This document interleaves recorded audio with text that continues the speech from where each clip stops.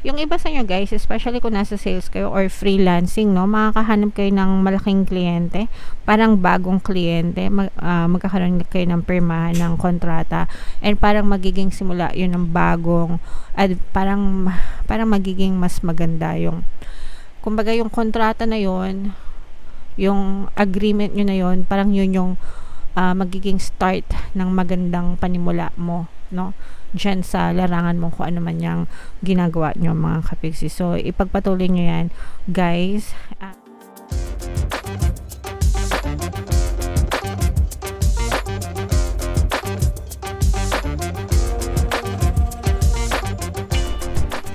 Hello guys, hello Pisces, welcome back to Pinoy Pixie Tarot. Ang pamagat ng episode natin for tonight is Money Money Come to Me. Ito yung ating money reading guys para ngayong March para sa Pisces, Sun, Moon, Rising, Sign, and Venus. Shuffle ko yung cards guys, hanapin ko yung energy ng money at saka yung energy ng Pisces.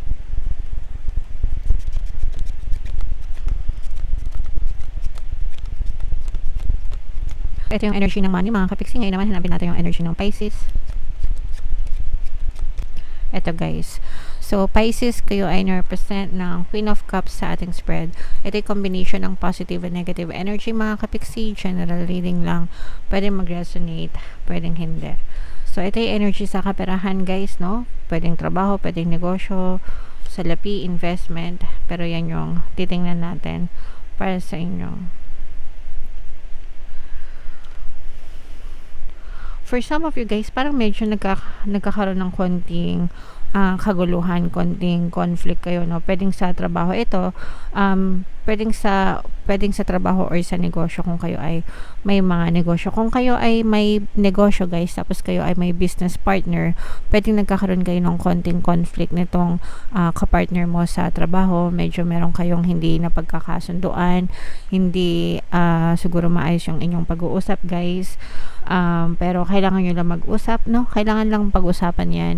Mag-set kayo ng expectation. Pag sinabing business partner guys, pwedeng kasosyo nyo sa negosyo, o kaya pwedeng sila yung mga suppliers mo, o kaya pwedeng sila yung mga customer mo or logistic partners mo, ganyan guys, alright? Or for some of you naman, kung kayo naman ay nagtatrabaho mga kapiksi, para nagkakaroon naman ng, hindi ko nararamdaman na boss, pero pwedeng boss din, no? Let's say for example, hindi kayo nagkakasundo ng boss mo, hindi kayo align, hindi kayo connected, o kaya naman meron kang kakompetensya sa workplace mo na parehas yung posisyon nyo, ganyan, tapos parang nag-aangatan nag-aangatan, medyo competitive yung bawat isa sa inyo mga kapiksi, and yun ang reason for that is gusto nyo na para mapansin yung performance nyo, no? Performance mo, sila ganun din. Syempre kapag maganda yung performance, napapansin, malaki yung chance na ma-promote, diba? Or maiangat yung trabaho mga kapiksi. Yung iba din kasi guys, no, parang performance based din yung trabaho nyo. So pwedeng let's say for example, nag-aahente kayo, di ba yung mga agent sa, let's say for example, condo, ganyan, di ba? Pag nasa mall sila, marami silang agent, namimigay sila ng mga flyers. So parang nagkakasulutan kayo ng customer, ganyan, or client, ganyan. So parang medyo tight yung inyong competition mga kapiksi. And okay lang naman yung competition guys, just focus on yourself, no? Mag-focus kayo sa sarili nyo, wag nyong hilahin pababa yung ibang tao. Instead, maging proud kayo din sa achievements nila kung may na-achieve sila, kasi ano nila yun effort nila yun. So kayo din, parang gawin nyo silang inspiration if in case kayo naman yung magkaroon ng magandang performance in the future mga kapiksi. Alright, so yun nakikita natin. And for some of you guys naman, maganda naman yung posisyon nyo, no, sa inyong kaperahan, matibay naman, and actually parang ina-advise nga kayo ng inyong mga gabay na magpahinga din kayo, kasi baka na-overwork na din yung iba sa inyo sa kagustuhan na talagang umasenso at tumagana. Baka masyado na kayo nagiging workaholic, na nagkakaroon na ng imbalance. So make sure na mag-ingat din kayo mag-recharge din kayo. Yung iba sa inyo guys, especially kung nasa sales kayo or freelancing, no, makakahanap kayo ng malaking kliyente, parang bagong kliyente, magkakaroon kayo ng pirmahan ng kontrata, and parang magiging simula yun ng bagong, parang magiging mas maganda yung, kumbaga yung kontrata na yun, yung agreement nyo na yun, parang yun yung magiging start ng magandang panimula mo, no, dyan sa larangan mo, kung ano man yung ginagawa nyo mga kapiksi. So ipagpatuloy nyo yan guys, tsaka i-mind nyo yan sa comment section. Mind new contracts, mind new beginnings, yan, mind mga magagandang pagbabago, kasi yan yung nakikita natin na very positive energy sa inyo mga kapiksi. Alright, what else? So, bibigyan kayo ng chance ni universe na makabawi and mag-manifest yung mga desires na gusto nyo guys. And for some of you guys, no, parang sabi ko nga guys kanina na parang yung iba sa inyo, masyado yung sineseryoso yung competition, no? And yung iba sa inyo, parang medyo mabibiktima kayo ng konti ng politika mga kapiksi. So, merong ahas na manunuklaw sa inyo guys. Kaya importante na maging patas. Kailangan maging patas din kayo para hindi kayo gawan ng masama din ng ibang tao mga kapiksi, because other people will try to bring you down kasi nga lumalabas yung pagiging competitive nyo guys, no? So merong tao na manghihila sa'yo pababa kasi pataas ka pataas yung punta mo mga kapiksi. So very yung iba sa inyo guys, parang feeling ko medyo toxic, no, yung inyong environment, workplace environment, very toxic. So parang nakikita natin yung hilahan pababa, backstaban, ganyan. So at saka yung iba sa inyo parang mabibiktima talaga kayo ng dirty politics. So keep your eyes or keep your attention focused on yourself and on your goals mga kapiksi. Mas maigi kung quiet. Iwasan yung magmarites guys, kasi baka mag-backfire sa inyo kapag naninira kayo ng ibang tao. Baka bumalik sa inyo. Hayaan nyo na lang silang manira sa inyo kesa kayo yung manira sa kanila, kasi baka balikan kayo ng bad karma mga kapiksi. Alright? So just focus on yourself guys, pinaka the best para hindi na kayo masyadong mabiktima ng politika. So, tingnan natin itong mga money manifesting techniques para sa inyo guys. Shuffle natin to. Habang sinashuffle natin to, panoorin nyo muna yung video natin regarding sa ating paano mag-manifest ng abundance video course. Kapiksi, sawa ka na ba sa mga struggles at hirap sa buhay mo? Masipag ka ba at masikap sa buhay ngunit hindi ka pa rin umaasenso? Ilang beses ka na bang nag-attempt magnegosyo at mag-invest pero palagi ka pa rin nalulugi?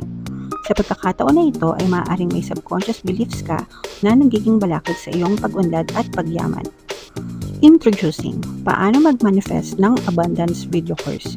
Dito ay matututunan mong ma-overcome ang mga balakid mo para tuluyan ka ng umunlad, umasenso, sumagana, maging matagumpay, successful at maswerte sa iyong kabuhayan, pera, trabaho, negosyo, salapi at kaperahan ng bonggang-bongga. Dali, mag-send na ng email sa pinoypixitaro@gmail.com at simulan na ang iyong pagyaman ngayon. Alright, so sabay-sabay tayo sa pagyaman ngayong 2024 mga kapiksi. Mag-avail na kayo ng course guys. Meron tayong good news no ngayong February until February 29. Magbibigay ako ng 200 pesos na discount sa lahat na mag-avail ng course guys, kaya mag-avail na kayo habang may discount pa. Meron din tayong email coaching, manifest your desires using the law of attraction. If meron kayo mga specific na gusto nyong i-manifest, pwedeng love and relationship, pwedeng money or career, pwede kayo magpabook ng email coaching session with me.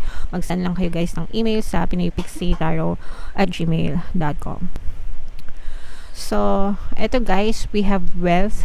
There are people who have money and people who are rich. Okay? Coco Chanel, guys. Pero, ibig sabihin nito guys, no, hindi porket may pera ka, mayaman ka na. Dahil hindi naman pera ang sukatan ng kayamanan. For some people, pwedeng yes, no? Importante yung pera guys, no? Kasi, this is why ito yung reason kung ba't tayo nagtatrabaho, di ba?